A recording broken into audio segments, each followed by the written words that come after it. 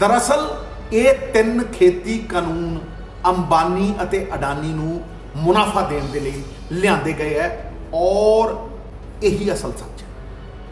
90% आबादी ਨੂੰ नज़रअंदाज करके जिहदे च किसान, मजदूर ते छोटे व्यापारी आउंदे।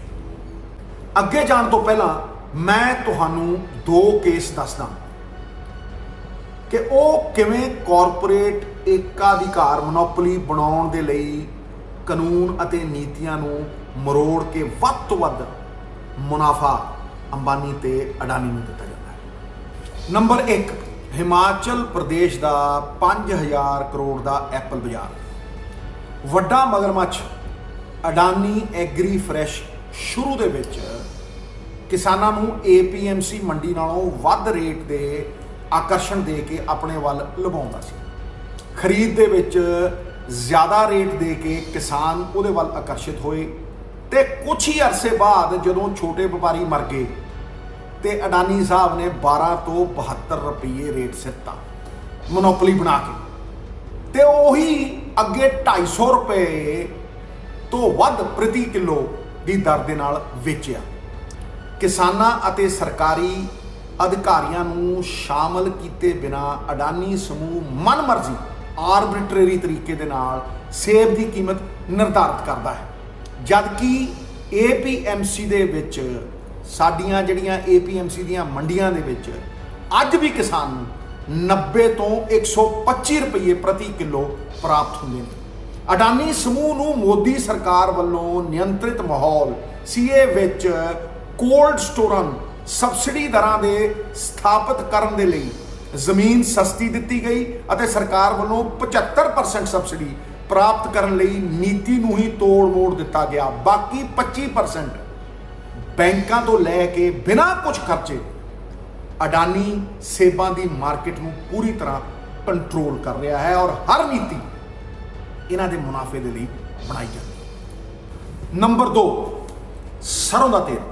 ਜਿਨ੍ਹਾਂ ਨਿਯਮਾਂ ਦੀ ਸਿਫਾਰਿਸ਼ FSSAI ਨੇ ਕੀਤੀ ਹੈ ਉਹਨਾਂ ਵਿੱਚ ਸ਼ਾਮਿਲ ਹੈ ਕਿ ਬਹੁ ਸਰੋਤ ਖਾਣ ਵਾਲੇ ਤੇਲ ਨੂੰ ਖੁੱਲਾ ਨਾ ਵੇਚਿਆ ਜਾਏ। ਇਹ ਨਿਰਦੇਸ਼ ਜਾਰੀ ਕੀਤੇ ਗਏ।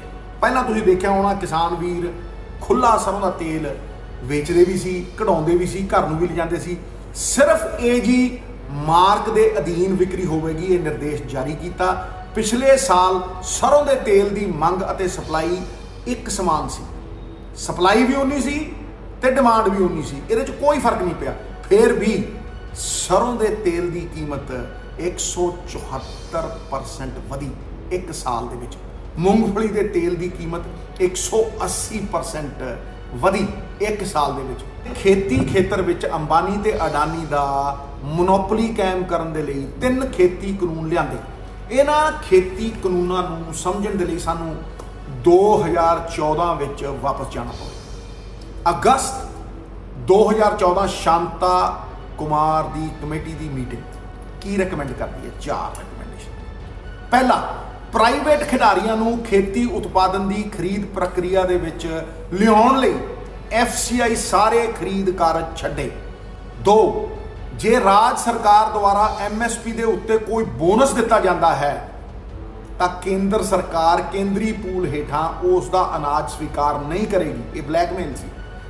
ਤੀਜਾ, FCI ਨੂੰ ਸਟੋਰ ਕਰਨ ਦਾ ਕੰਮ ਨਿੱਜੀ ਖਿਡਾਰੀਆਂ ਯਾਨੀ ਅਡਾਨੀ ਨੂੰ ਆਊਟਸੋਰਸ ਕਰਨਾ ਚਾਹੀਦਾ ਹੈ, ਰਿਕਮੈਂਡੇਸ਼ਨ ਹੈ। ਚੌਥੀ, ਕਮੇਟੀ ਸੁਝਾਅ ਦਿੰਦੀ ਹੈ ਕਿ ਕੇਂਦਰ ਨੂੰ PDS ਸਿਸਟਮ ਦੇ ਅਧੀਨ ਜਿਹੜਾ 67% ਗਰੀਬ ਸਬਸਿਡਾਈਜ਼ ਰੇਟ ਦੇ ਉੱਤੇ ਫੂਡ ਸਿਕਿਉਰਿਟੀ ਦੇ ਤਹਿਤ ਖਾਣਾ ਅੰਨ ਪਾਣੀ ਲੈਂਦਾ ਸੀ, ਉਹਦੀ ਆਬਾਦੀ ਨੂੰ ਮੁੜ ਵਿਚਾਰ ਕੇ 40% ਘਟਾ ਕੇ 27% ਲੋਕਾਂ ਨੂੰ ਗਰੀਬੀ ਰੇਖਾ ਵਾਲਿਆਂ ਨੂੰ ਇਹ ਜਿਹੜਾ PDS ਮਿਲਦਾ ਹੈ ਇਹ ਬੰਦ ਕੀਤਾ ਜਾਵੇ। ਇਹਦਾ ਨਾ ਕੋਈ ਆંકੜਾ ਹੈ, ਨਾ ਕੋਈ ਰਿਕਾਰਡ ਹੈ ਤੇ ਨਾ ਕੋਈ ਫਿਗਰਸ ਨੇ ਜਿਸ ਤਹਿਤ ਇਹ ਪਤਾ ਲੱਗੇ ਕਿ ਕੌਣ ਅਮੀਰ ਹੈ ਤੇ ਕੌਣ ਗਰੀਬ ਹੈ। ਇਹਦਾ ਕੋਈ ਰਿਕਾਰਡ ਨਹੀਂ। ਨੰਬਰ 5, ਇਹਨਾਂ ਸਿਫਾਰਿਸ਼ਾਂ ਨੂੰ ਪੜ੍ਹੋ ਅਤੇ ਇਸ ਦੀ ਤੁਲਨਾ ਮੌਜੂਦਾ ਖੇਤੀ ਕਾਨੂੰਨਾਂ ਅਤੇ FCI ਦੀ ਹਾਲਤ ਦੇ ਨਾਲ ਕਰੋ। ਇਹਨਾਂ ਸਿਫਾਰਿਸ਼ਾਂ ਨੂੰ ਦੋ ਹਿੱਸਿਆਂ ਦੇ ਵਿੱਚ ਵੰਡਿਆ ਜਾਂਦਾ ਹੈ। ਭਾਗ 1 ਤੋਂ 3 ਜਿਹੜੀਆਂ ਸਿਫਾਰਿਸ਼ਾਂ ਕੀਤੀਆਂ ਗਈਆਂ ਨੇ ਨਿਯੰਤਰਣ ਕਰਨ ਲਈ ਸਟੋਰੇਜ, ਪ੍ਰੋਕਿਉਰਮੈਂਟ ਅਤੇ ਪ੍ਰਬੰਧਨ, ਭੰਡਾਰਨ, ਖਰੀਦ ਅਤੇ ਲੌਜਿਸਟਿਕਸ ਦੇ ਨਾਲ ਸੰਬੰਧਿਤ ਹੈ।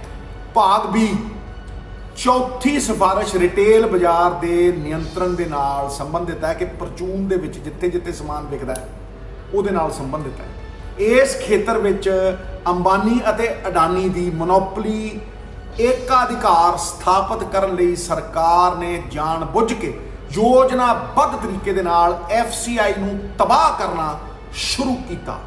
FCI ਦੀ ਆਪਣੀ ਕੋਈ ਆਮਦਨ ਨਹੀਂ ਅਤੇ ਉਹ ਕੇਂਦਰ ਸਰਕਾਰ ਤੇ ਪੂਰੀ ਤਰ੍ਹਾਂ ਨਿਰਭਰ ਹੈ। ਸਰਕਾਰ ਨੇ 2015 ਤੋਂ 19 ਦੇ ਸ਼ਾਸਨ ਦੌਰਾਨ ਬਜਟ ਵਿੱਚ ਭੋਜਨ ਸਬਸਿਡੀ, ਫੂਡ ਸਿਕਿਉਰਿਟੀ ਲਈ ਲੋੜੀਂਦਾ ਫੰਡ ਨਹੀਂ ਦਿੱਤਾ, ਜਿਸ ਕਾਰਨ FCI ਨੂੰ ਵੱਧ ਵਿਆਜ ਦਰਾਂ ਉੱਤੇ ਹੋਰ ਸਰੋਤਾਂ ਤੋਂ ਕਰਜ਼ਾ ਲੈਣ ਲਈ ਮਜਬੂਰ ਹੋਣਾ ਪਿਆ। ਨਤੀਜਾ ਮੋਦੀ ਸਰਕਾਰ ਦੇ ਪਿਛਲੇ 5 ਸਾਲਾਂ ਦੌਰਾਨ FCI ਦਾ ਕਰਜ਼ਾ 3 ਗੁਣਾ ਹੋ ਗਿਆ। 1965 ਤੋਂ 2014 ਤੱਕ 1965 ਤੋਂ 2014 ਮਤਲਬ 50 ਸਾਲਾਂ ਦੇ ਵਿੱਚ ਕਰਜ਼ਾ FCI ਦੇ ਉੱਤੇ 91,000 ਕਰੋੜ ਸੀ ਤੇ ਮੋਦੀ ਸਰਕਾਰ ਦੇ 5 ਸਾਲਾਂ ਦੌਰਾਨ ਇਹ 4 ਲੱਖ ਕਰੋੜ ਰੁਪਈਆ ਹੋ ਗਿਆ। ਇਥੋਂ ਮਨਸ਼ਾ ਸਾਫ਼ ਦਿਖਦੀ ਹੈ ਕਿ FCI ਨੂੰ ਮਾਰਨ ਦੇ ਲਈ ਇੱਕ ਜਾਣਬੁੱਝ ਕੇ ਡੈਲੀਬਰੇਟ ਮੈਕੈਨਿਜ਼ਮ ਬਣਾਇਆ ਗਿਆ। FCI 4 ਕੰਮ ਕਰਦੀ ਹੈ: ਖਰੀਦ, ਭੰਡਾਰ ਅਤੇ ਜਨਤਕ ਵੰਡ ਪ੍ਰਣਾਲੀ PDS ਦਾ ਪ੍ਰਬੰਧ। ਅਡਾਨੀ ਦੀ ਬੰਦਰਗਾਹ 2 ਕਾਰੋਬਾਰ ਉੱਤੇ ਮੋਨੋਪੋਲੀ ਏਕਾਧਿਕਾਰ ਹੈ। ਉਹ ਰੇਲਵੇ ਰੈਕ ਅਤੇ ਅਨੇਕਾਂ ਸਾਈਲੋਆਂ ਦਾ ਮਾਲਕ ਹੈ। ਜੇਕਰ FCI ਢਹਿ ਜਾਂਦਾ ਹੈ ਤਾਂ ਸਟੋਰੇਜ, ਖਰੀਦ ਅਤੇ ਲੌਜਿਸਟਿਕ ਮਤਲਬ ਪ੍ਰਬੰਧਨ ਅਡਾਨੀ ਦੇ ਕੋਲ ਚਲਾ ਜਾਵੇਗਾ। ਰਿਟੇਲ ਅੰਬਾਨੀ ਨੂੰ ਚਲਾ ਜਾਵੇਗਾ। ਪਬਲਿਕ ਸੈਕਟਰ ਖਤਮ ਤੇ ਸਾਰਾ ਮੁਨਾਫਾ ਅਡਾਨੀ ਔਰ ਅੰਬਾਨੀ ਦੇ ਪ੍ਰਾਈਵੇਟ ਸੈਕਟਰ ਦੀ ਜੇਬ ਦੇ ਵਿੱਚ। ਅਡਾਨੀ ਦਾ ਖੇਤੀ ਕਾਰੋਬਾਰ ਬੁਨਿਆਦੀ ਢਾਂਚੇ ਅਤੇ ਲੌਜਿਸਟਿਕਸ ਦੇ ਨਾਲ ਜੁੜਿਆ ਹੋਇਆ ਹੈ, ਜਿਸ ਦਾ ਲਿੰਕ ਪੋਰਟ ਅਤੇ ਟਰਾਂਸਪੋਰਟ ਨੈਟਵਰਕ ਦੇ ਨਾਲ ਪੂਰੀ ਤਰ੍ਹਾਂ ਜੁੜਿਆ ਹੋਇਆ ਸੰਪੰਨ ਹੈ। ਅੰਤ FCI ਢਹਿ ਜਾਵੇਗੀ ਕਿਉਂਕਿ ਉਹਦੇ ਕੋਲ ਅਦਾਇਗੀ ਕਰਨ ਦਾ ਕੋਈ ਸਮਰੱਥਾ ਨਹੀਂ। ਹੁਣ ਗੱਲ ਕਰੀਏ ਅੰਬਾਨੀ ਦੀ। 2018 ਚ 100% ਪ੍ਰਚੂਨ ਦੀ ਰਿਟੇਲ ਦੀ ਖੁੱਲ੍ਹ ਮਿਲੀ। ਅੰਤਰਰਾਸ਼ਟਰੀ ਪੱਧਰ ਤੇ ਫੰਡ ਵਧਾਉਣ ਦੀ ਮਿਲੀ ਭੁਗਤ ਸੀ। 2019 ਦੇ ਵਿੱਚ ਈ-ਕਮਰਸ ਨੀਤੀ ਦੇ ਵਿੱਚ ਬਦਲਾਵ, ਸਾਰੇ ਬਾਜ਼ਾਰ ਉੱਤੇ ਕਬਜ਼ਾ ਹੋਣ ਦੇ ਲਈ, ਤੇ 2020 ਦੇ ਵਿੱਚ ਖੇਤੀ ਕਾਨੂੰਨ ਮੋਨੋਪੋਲੀ ਬਣਾਉਣ ਦੇ ਲਈ ਅੰਬਾਨੀ।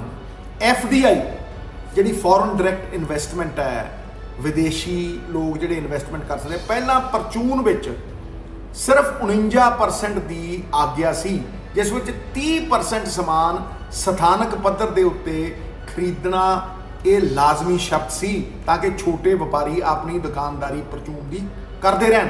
ਹੁਣ ਸਥਾਨਕ ਤੌਰ ਤੇ ਜਦੋਂ ਹੀ BJP ਦੀ ਸਰਕਾਰ ਆਈ, ਸਥਾਨਕ ਤੌਰ ਦੇ ਉੱਤੇ ਸਮਾਨ ਖਰੀਦਣ ਦੇ ਲਈ ਕੋਈ ਲਾਜ਼ਮੀ ਸ਼ਰਤ ਨਹੀਂ ਅਤੇ FDI ਵਿੱਚ 100% ਇਜਾਜ਼ਤ ਦਿੱਤੀ ਗਈ ਰਿਟੇਲ ਸੈਕਟਰ ਦੇ ਵਿੱਚ। ਇਹਦਾ ਮਤਲਬ ਸੀ ਕਿ ਜਿੰਨੀਆਂ ਵੱਡੀਆਂ ਮੱਛੀਆਂ ਨੇ ਉਹਨਾਂ ਨੂੰ ਛੋਟੀਆਂ ਨੂੰ ਨਿਗਲਣ ਦੀ ਪੂਰੀ ਤਰ੍ਹਾਂ ਲੀਗਲ ਇਜਾਜ਼ਤ ਹੈ। ਛੋਟੀਆਂ ਨੂੰ ਮਾਰੋ, ਛੋਟੇ ਵਪਾਰੀ ਨੂੰ ਮਾਰੋ ਔਰ ਵੱਡੇ ਇੱਕਾ ਦੁੱਕਾ ਸਥਾਪਿਤ ਕਰੋ।